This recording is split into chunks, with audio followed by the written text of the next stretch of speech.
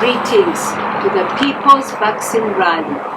This is how change happens. You are how change happens. I'm Winnie Byanyima. I lead the United Nations fight against AIDS. We, the communities fighting AIDS, we know the cost in lives when life-saving medicine is held up by patents and a refusal to share technology and know-how by putting profits before lives and everything else. And we know too how fair access can be secure. It is never given, it is always won. We are starting to see progress on our TV screens. In the last month, rich nations were vaccinating their citizens at a rate of 1 person per second.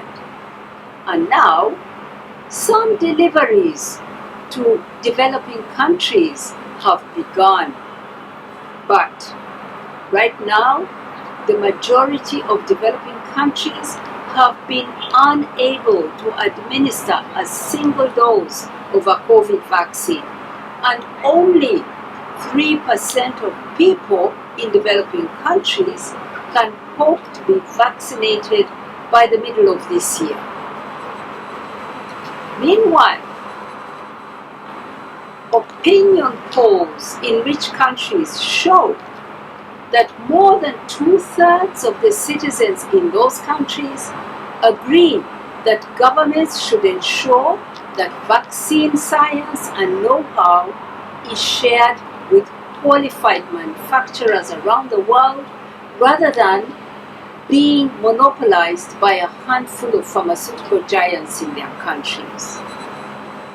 Qualified vaccine producers all over the world stand ready to produce more vaccines if they are allowed access to the technology and know-how that's now being held under lock and key by these companies. We don't have time to wait. Over 17,000 health workers have died in the past year. We don't have time to wait. Waiting helps the virus to spread, to mutate, and to become even more dangerous.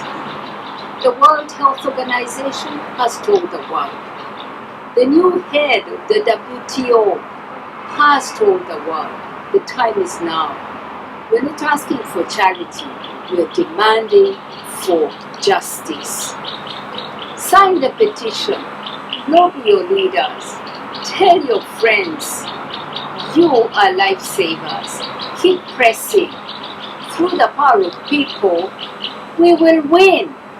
Support the call by the United Nations Secretary General for a vaccine that is a global public good, that is a people's vaccine. Thank you.